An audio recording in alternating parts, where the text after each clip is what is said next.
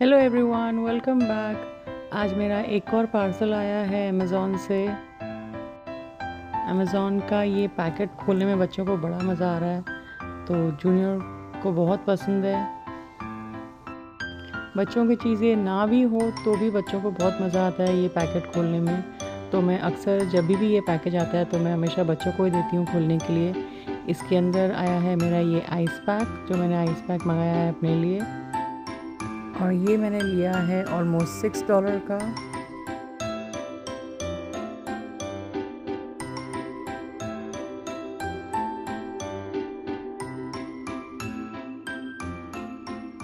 Next junior खोल रहा है फ्लैश कार्ड्स। ये मैंने 244 पीसेस के वर्ल्ड कंट्रीज़ के फ्लैश कार्ड्स मंगाए हैं। This cost me 16.99, almost $17 it cost me, but I think it worth it because it's an educational game for kids. Next is set of pants जो मैंने अपने लिए मंगाया है। दिस कॉस्ट में $50।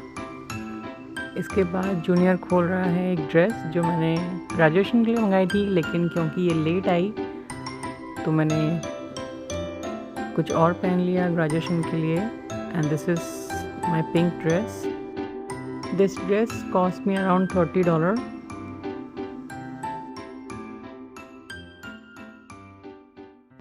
Thanks for watching.